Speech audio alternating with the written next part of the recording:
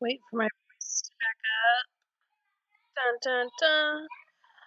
My hair is wrapped. I always get questions about it. Am I wearing a hijab? No, I'm not wearing a hijab.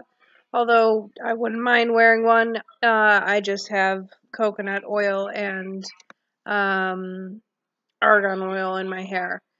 So, now that's cleared up. I kind of wanted to touch on a little bit of what people have as self-perceived limitations. So, life is full of choices. The only thing that we have to do in this world is be born and die. Those are the only two things that we have to do. Now you can choose not to eat.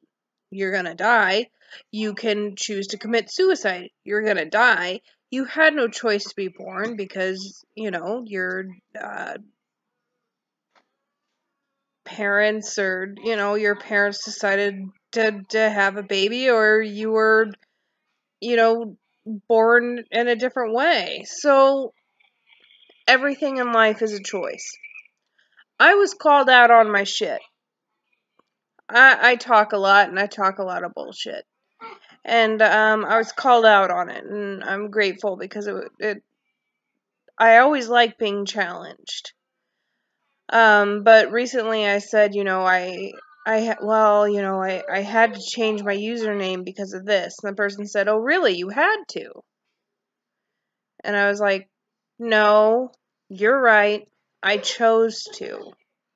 I chose to change my profile name or my blog name because I didn't want other people being triggered by me posting my traumatic experiences.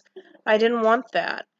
So I have a group now, Evolving Lotus, on Facebook, and I'm grateful to that group because they're starting to open up. People are starting to open up about their stories. They're starting to share more, which is really hard for people in traumatic situations because we're always taught to be silent, and we're always taught, well, this person doesn't need to know this. But why? Why is it such a secret?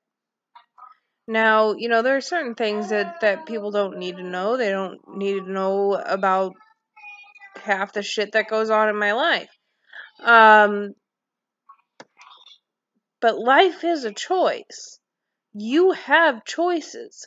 You have the choice to walk away from something that is taking away your inner peace. If something is taking away your inner peace, it is okay to hit that unfriend button. It is okay to say, you know what, I don't want to talk to you anymore. It is okay for you to walk away from an abusive relationship. Now, I see a lot of victim blaming when it comes to abusive relationship.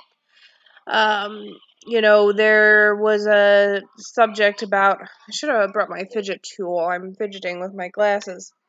But there was something like, oh, well, I always knew that he was going to end up killing her because he was so abusive to her.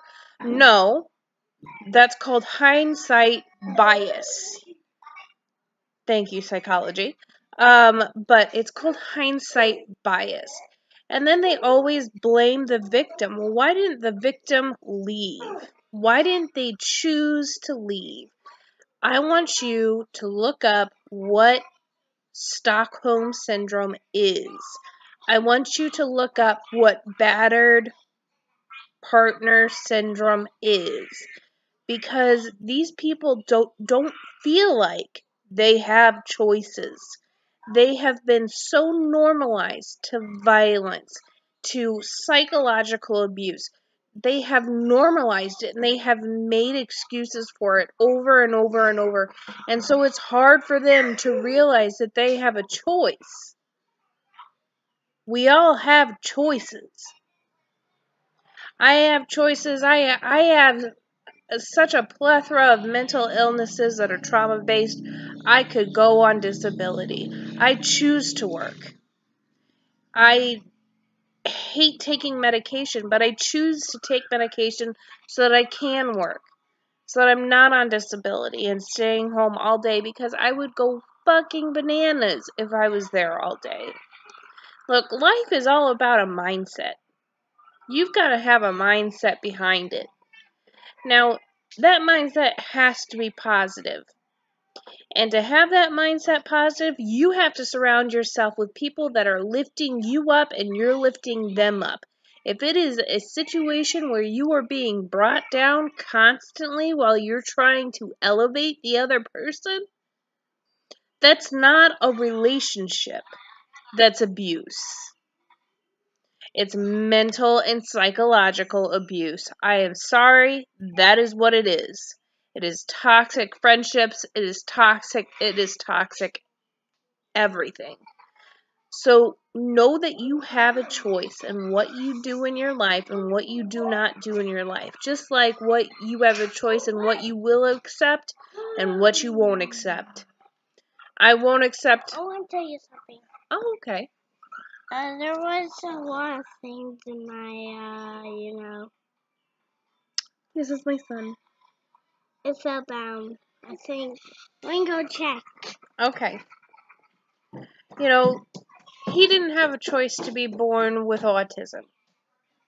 But we have a choice to get him into early intervention to help him with his socialization skills. It didn't pop down. Oh, okay, good. I'm glad. He had no choice over that.